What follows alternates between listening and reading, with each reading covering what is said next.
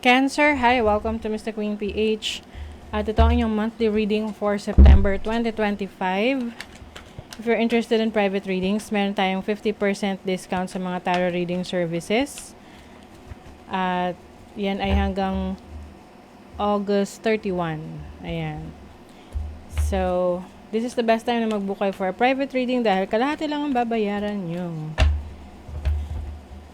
And also, please like, share, subscribe, like this video. At comment na rin kayo kung kayo naka-resonate. And paalala lang, ang reading na to ay general reading. So, maaari kayong makarelate, maaring hindi. Just take what resonates. Let's begin, Cancer. September 2025. What's the energy? Uy, Thunderbolt. Open-minded ka ngayon. O, diba? Parang sasali lang sa networking. Open-minded ka ba? This is about fresh ideas. Merong life force. Like parang eureka moment na marirealize mo na, oh, this is a good idea. Maganda tong gawin sa career, sa trabaho ko, or sa relationship, or sa personal development mo. Diba? Let's see what else. Praying Mantis. Praying Mantis is about your faith, yung paniniwala mo. Any belief system no, na pina-follow mo, maaring mas nagiging malakas yung connection mo sa divine, malakas yung connection mo kay God, o ano man yung faith mo ngayon. And this is also about internal wisdom. So, mas nagiging mature enough ka na in making decisions para sa sarili mo, and yung mga ideas mo ngayon mas nagiging challenging sa'yo in a good way kasi kino-question mo na yung mga dati mong alam or pino-follow na ngayon, you know, parang sina-challenge mo na, totoo ba talaga yan? Or ano pa yung pwede mong malaman or matuklasan doon. You have the B. The B is about being focused. Maaring meron kang bibigyan ng full attention ngayong September.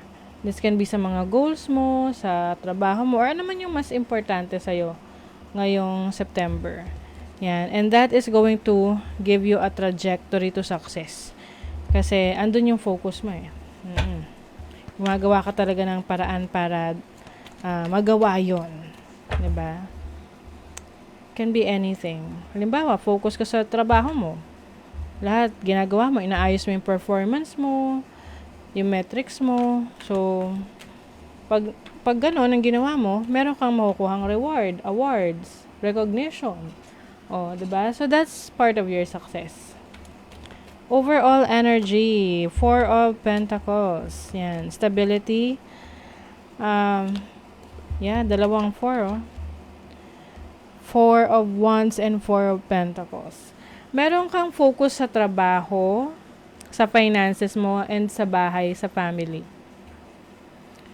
Maaring yung iba sa inyo, meron kayong pinapaayos sa bahay, meron kayong pinapa-renovate, or nagpapatayo kayo ng bahay, or meron kayong nire-redesign, nire-redecorate.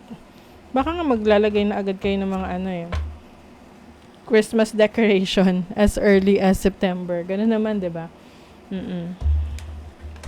Some of you, this is a celebration of your achievements.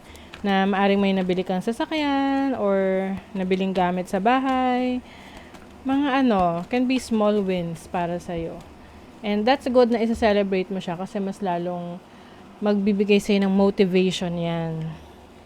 Mas marami kang magiging connection, friends, ngayon. Maari ring merong reunion sa family, yung tipong magsasama-sama kayo ng mga magkakamag-anak. You are also going to protect your energies laban sa mga nega sa paligid mo. So, pay attention sa mga intention ng ibang tao sa'yo. And also gratitude. Gratitude is about being thankful sa mga blessings na natatanggap mo. Kasi the more thankful ka, the more na dumadating yung blessing sa'yo. Kasi alam ni God, ni universe na, ina-acknowledge mo yung mga blessings niya sa'yo. Your challenge is Wow, the Five of Wands and the Ace of Wands. So, as a challenge, pwedeng meron ditong magkaroon ng misunderstanding, miscommunication with someone. Pwedeng hindi mo magustuhan yung gagawin sa'yo ng isang tao. Maaring misinterpret mo yung intention niya. Yung iba naman, maaring may challenge pagdating sa bagay na sisimulan ninyo. Like, for example, magsisimula kayo ng business. Tapos, medyo mahirap kasi parang ang daming, lalo na kung maraming taong involved. Maraming gustong makialam. Or sa work ninyo, nagsastart ka pa lang sa trabaho, pero parang ang hirap pakisamahan ng mga katrabaho mo. Yeah, this is about new beginnings, no? So, yung iba sa inyo, kung ano man tong bago magsisimula ngayong September, it may be challenging for you, pero nga from the word itself na challenge, hinahamon ka nito kung paano mo to aayusin, ina-navigate, susolusyonan, 'di ba? And also, meron ring tutulong sa'yo. Mga kaalaman, wisdom na isi-share nila sa'yo. Can be your family or yung mga malalapit na tao sa'yo. You are also going to ground yourself. Grounding is magiging aware ka pa rin sa paligid mo. Like, yung practical na bagay, realistic. Aware ka pa rin sa reality. And also, maaring yung iba sa inyo, you will gain a lot of attention. Kaya lang minsan pag masyadong maraming attention sa'yo, parang nahihiya ka or parang you feel na masyadong na-expose. Oo. So, kalmahan mo lang. Wag mong iwasan mong i-share lahat ng mga nangyayari sa buhay mo para may mystery pa rin. And then your opportunity is, what's the opportunity? Oh, 8 of Swords and the 2 of Cups. Okay. So, as an opportunity, pwedeng finally magiging open ka na for a romantic relationship or to start a close connection with someone. Mag-open up ka sa person na to, like, hindi ka nakagaya dati na parang lagi may itinatago or parang merong mga bagay na ayaw mong pag-usapan. You also have the opportunity to trust someone. But you have to be careful talaga sa pagkakatiwalaan mo. With Libra energy, i-weigh mo yung pros and cons. Pag-isipan mong maigi, yung mga papasukin mong romantic connections or partnerships. Oh, you are going to be directed sa iyong destiny, North Node.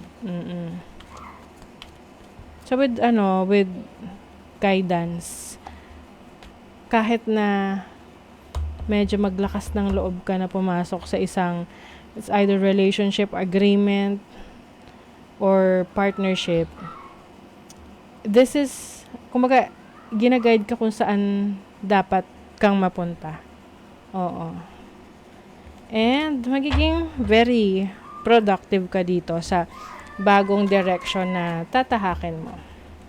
Marami kang ma-achieve, marami kang ma-accomplish. And then your blessing, what's the blessing for Cancer? Oh, 8 of Pentacles and Judgment. So pagdating sa iyong work, trabaho, career, I think mas mapupunta ka sa isang trabaho or career na mas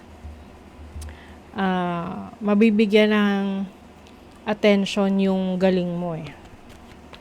Kumbaga mas showcase mo yung talents and skills mo. And also, maaring meron kang iiwanan na sitwasyon sa trabaho or career mo na sa tingin mo hindi ka na nagre-resonate doon, but you will be led, ililid ka doon sa bagong merong mas magandang resulta para sa'yo. And also, very flexible, marami kang kayang gawin, at mas magkakaroon ka pa rin ng oras sa sarili mo.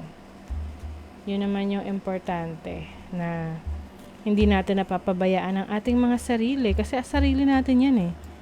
'Di ba? Kumbaga yan yung pinaka main energy para makapag-produce. Yes, you are going to be recognized. Maaring maraming tao makakakilala sa'yo ngayon. You are going to be very powerful and strong, determinado, disiplinado, that will bring you to success.